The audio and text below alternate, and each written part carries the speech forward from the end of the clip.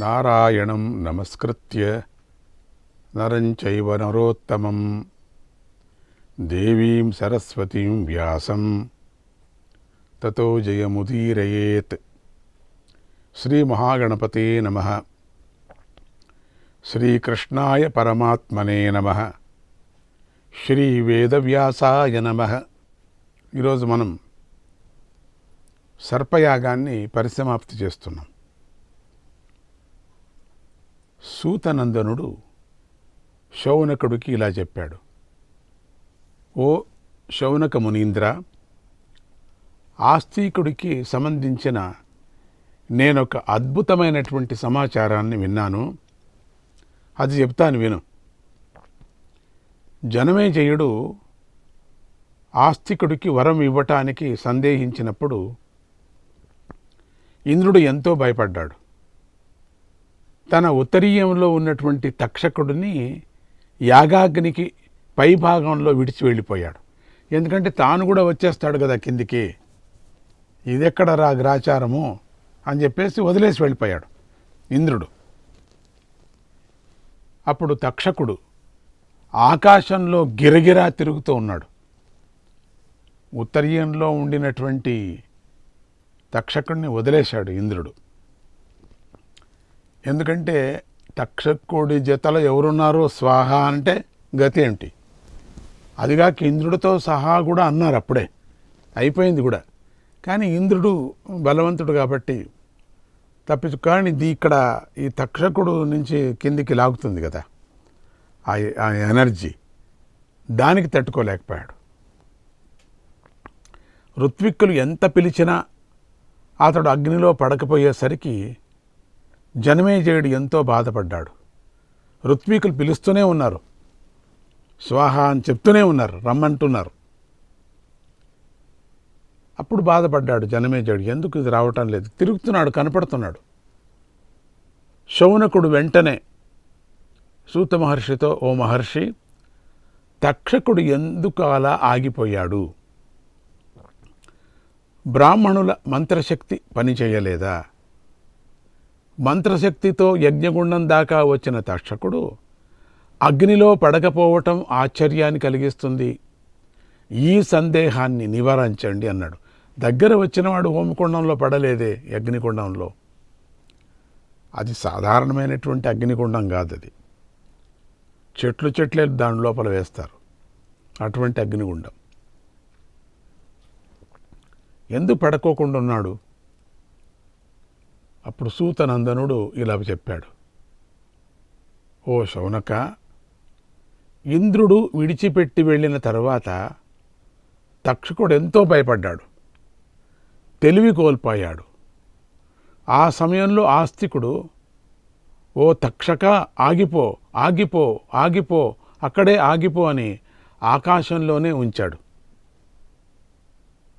అంతే, ఆస్తికుడి మాటతో తక్షకుడు అక్కడే ఆకాశంలో నిలిచిపోయాడు. ఆగు ఆగు అన్నాడు జోరుగా, నువ్వు రావద్దు కిందికి. పూర్వం ఇలా ఏ మనిషి కూడా ఆకాశానికి భూమికి మధ్యలో వేరాడలేదు. ఆకాశానికి భూమికి మధ్యలో ఉన్నాడు. అది సాధారణమైన సర్పం కాదు కదా, మామూలు చిన్న పురుగు కాదు కదా, అద్భుతమైంది. యాగశాలలోని పండితులందరూ ఆస్తికుడి కోరిక నెరవేర్చమని చెప్పటంతో జనమేజయుడు ఆస్తికుడి కోరిక నెరవేరునుగాక, ఎందుకంటే వీళ్ళు ఆస్తికుడి కోరిక నెరవేరునుగాక అని అన్నారు.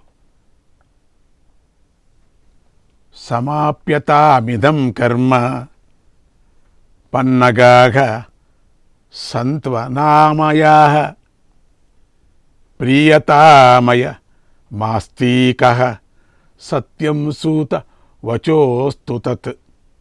ఈ సర్పయాగం సమాప్తమగుగాక, నాగులందరూ నశించకుండా కుశలంగా ఉండెదురుగాక, ఆస్తికుడు సంతోషించుగాక, సూతుడి మాట సత్యమగుగాక అన్నాడు. అలా ఆస్తికుడికి మహారాజ వరమివ్వటంతోనే అందరూ సంతోషంగా హర్షధ్వానాలు చేశారు. అలా యాగం సంతోషంగా సమాప్తమైంది. జనమేజయుడి మనస్సులో శాంతి నెలకొంది. అక్కడికి వచ్చిన వారందరికీ మహారాజు ఎంతో ధనాన్ని కూడా ఇచ్చాడు. లోహితాక్షుడికి యాగశాలను నిర్మించిన శిల్పికి యజ్ఞ ప్రారంభించటానికి ముందు యజ్ఞం ఆగిపోతుందని చెప్పిన బ్రాహ్మణునికి కూడా అధికంగా ధనం ఇచ్చాడు. ఇలా జనమేజయుడు వారి వారి యోగ్యతానుసారంగా ధనం ఇచ్చాడు, భోజనం పెట్టాడు, వస్త్రాలు ఇచ్చాడు. తర్వాత అవవృధ స్నానం, యజ్ఞ పరిసమాప్తిలో చేసే స్నానం చేశాడు. తర్వాత జనమేజయుడు గొప్ప సంస్కారం గల ఆస్తికుణ్ణి మెచ్చుకుంటూ, అయ్యా, నేను రాబోయే కాలంలో అశ్వమేధ యాగం చేయబోతున్నాను, ఆ యజ్ఞంలో మీరు సదస్యుడిగా ఉండాలి అని కోరాడు. ఆస్తికుడు సంతోషించి, ఓ మహారాజా, శుభం, వస్తాను, అలాగే చేస్తాను. ఆయన బయలుదేరి తల్లి వద్దకు వచ్చాడు. ఆమె పాదాలకు, మేనమామ అయినటువంటి వాసుకి పాదాలకు నమస్కారం చేసి జరిగిన విషయమంతా చెప్పాడు. అది విని మిగిలిన నాగులందరూ ఎంతగానో సంతోషించారు.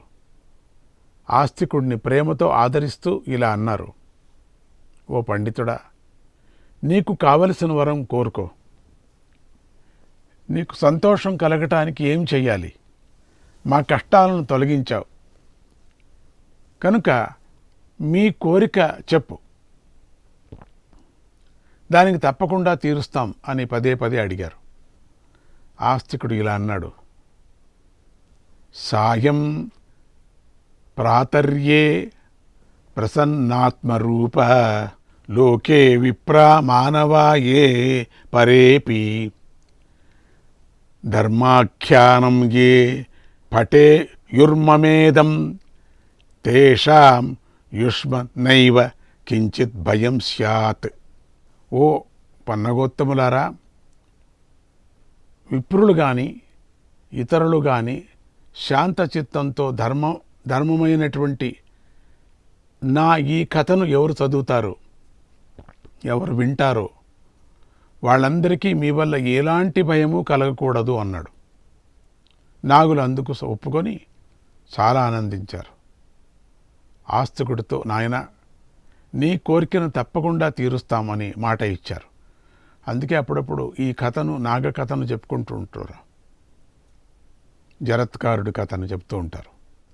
అసితం చార్తిమంతంచ సునీతం చాపి యస్మరేత్ దివా వా యది వా రాత్రు నాస్య సర్పభయం భవేత్. నాస్య సర్పభయం భవేత్.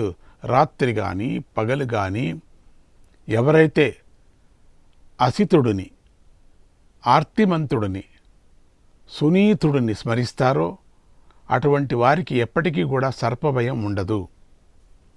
అసితుడు, సునీతుడు, అందుకని మనం అటువంటివి దగ్గర దగ్గర పేర్లు పెట్టుకుంటే బాగుంటుంది. అసలు సర్పాలు భయమే ఉండదు. అసితుడు, యో జరత్కారుణా జాతః జరత్కారౌ మహాయశాః ఆస్తికః సర్పసత్రేవః పన్నగాన్యోభ్య రక్షత తం స్మరంతం మహాభాగాః నమాం హింసితుమర్హత. జరత్కార ఋషి వల్ల జరత్కారు అనే నాగకన్యకు జన్మించి జనమేజయుడి సర్పయాగంలో సర్పాలను రక్షించిన ఆస్తికుణ్ణి నేను స్మరిస్తున్నాను అంటే, ఓ నాగులారా, మీరు నన్ను హింసించకండి అంటూ ఈ మంత్రాన్ని జపించాలి. ఈ మంత్రం ఇంకోపారు చూసుకుందామా. యో జరత్కారుణ జాతః, యో జరత్కారుణ జాతః జరత్కారౌ మహాయశాః ఆస్తికః సర్పసత్రేవః పన్నగాన్యోభ్యరక్షత పన్నగాన్యోభ్యరక్షత తం స్మరంతం మహాభాగాః తం స్మరంతం మహాభాగాః నమాం హింసితు మర్హత, నమాం హింసితు మర్హత. ఈ మంత్రాన్ని ఒక చోట రాసి పెట్టుకోండి, మీకు మంచిది.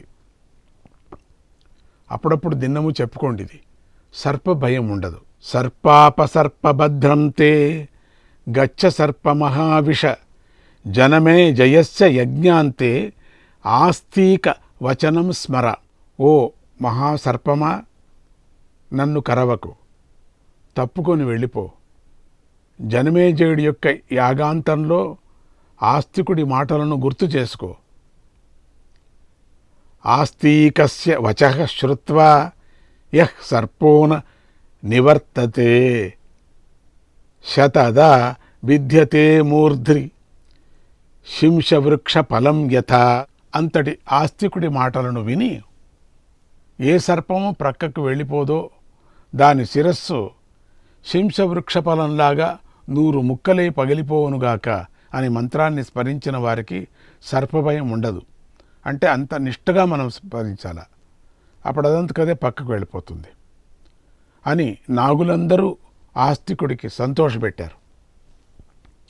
ఆస్తికుడు సంతోషంగా అక్కడి నుంచి వెళ్ళి పెళ్లి చేసుకొని సంతానాన్ని పొందాడు. ఆనందంగా జీవితం గడిపి మోక్షాన్ని పొందాడు. ఇత్యాఖ్యానం మయాస్తికం యతావత్ తవ కీర్తితం యత్ కీర్తియిత్వ సర్పేభ్యః యత్ కీర్తియిత్వా సర్పేభ్యః న భయం విద్యతే క్వచిత్. ఇది ఆస్తికుడి కథ. జరిగింది జరిగినట్లుగా చెప్పాను. ఈ ఆస్తికోపాఖ్యాన్ని ఎవరు కీర్తిస్తారో వారికి ఎప్పటికీ కూడా సర్పభయం కలుగదు. శౌనక, నీ వంశంలో పూర్వజుడు ప్రమతి, అతడి కుమారుడు రురుడు. ఆ రురుడు ఈ కథ గురించి అడుగగా ప్రమతి దీనిని పూర్తిగా చెప్పాడు. నేను ఆ సమయంలో ఈ కథంతా విన్నాను. విద్వాంసుడైన ఆ ఆస్తికుడి శుభచరిత్రను పూర్తిగా నీకు చెప్పాను. శ్రుత్వా ధర్మిష్టమాఖ్యానం ఆస్తికం పుణ్యవర్ధనం. ఆస్తికుడికి సంబంధించిన ఈ ధర్మమయమైనటువంటి ఉపాఖ్యానాన్ని వింటే పుణ్యం వృద్ధి చెందుతుంది, కామక్రోధాలు అణిగిపోతాయి. ఓ శౌనక, నేను కథ చెబుతున్నప్పుడు నువ్వు మధ్యలో డుండుభం యొక్క మాట విని ఈ ఆస్తికుడి కథను చెప్పమని అడిగావు. అప్పుడు ముందు జ్ఞాపకం చేసుకుందాం. ఆ కారణంగా నేను ఈ కథనంతా నీకు చెప్పాను. దీనిని విన్న తర్వాత నీ మనస్సులోని సందేహం తొలగుగాక, నీకు సంతోషంగా ఉంది కదా అన్నాడు సూతనందుడు. ఇంతటితో ఆస్తిక పర్వం సమాప్తమవుతున్నది. ఓం శ్రీకృష్ణాయ పరమాత్మనే నమః. ఇక 59, 60 అధ్యాయాలు అంశావతారణ పర్వము అత్యంత సూక్ష్మంగా చెప్పుకొని వెళ్తారు. శౌనక మహర్షి అంటున్నాడు, ఓ సూతనందన, భృగు వంశంలో మొదలుపెట్టి భారత కథ వరకు చెప్పావు, ఎంతో సంతోషంగా ఉంది. అయితే వ్యాస మహర్షి చెప్పిన కథలను ఉన్నట్లుగా వివరంగా చెప్పు.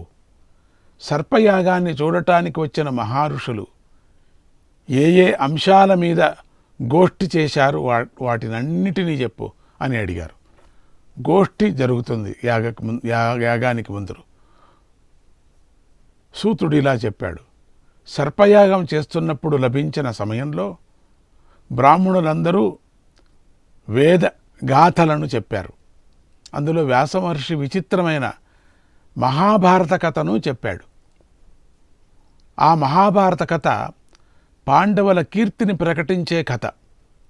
అది పవిత్రమైన అంతఃకరణ గల వ్యాసుడి మనస్సు అనేటువంటి సముద్రం నుండి పుట్టింది. అందులో సమస్త శుభరత్నాలు ఉన్నాయి కనుక ఆ కథను మనం వినాలి. కోరికగా ఉంది చెప్పు అని వేడుకున్నాడు. సూతుడు ఇలా చెప్పాడు, హంతతే కథయిష్యామి, హంతతే కథయిష్యామి మహదాఖ్యానముత్తమం కృష్ణద్వైపాయన మతం మహాభారత మాదిత. అయ్యా, తప్పకుండా చెప్తాను. గొప్పదైన ఈ భారతం వ్యాస మహర్షికి చాలా ఇష్టమైన కథ. దీనిని మొదటి నుంచి సమగ్రంగా చెబుతాను. దీనిని వినే మీకు, దీనిని వినిపించే నాకు ఎంతో ఆనందం కలుగుతుంది. జనమేజయుడు సర్పయాగం చేస్తున్నాడని విని శ్రీ వేదవ్యాస మహర్షి యాగశాలకు వచ్చాడు. ఆ మహర్షి ముత్తాత శక్తి మహర్షి. ఆ శక్తి కుమారుడు పరాశరుడు. ఆ పరాశరుడికి కన్యగా ఉన్న సత్యవతికి యమునాద్వీపంలో వ్యాస మహర్షి జన్మించాడు. యమునాద్వీపంలో. కొంచెం ఈ కథ మనం జ్ఞాపకం పెట్టుకోవాలి. ఆయన అసలు పేరు కృష్ణద్వైపాయనుడు. ఆయనే పాండవుల పితామహుడు. ఆయన పుట్టగానే తన ఇచ్ఛానుసారంగా శరీరాన్ని పెంచుకున్నాడు.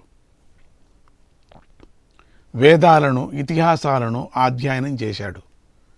సామాన్యమైన అంశం కాదు ఇది, ముందుకొస్తుంది.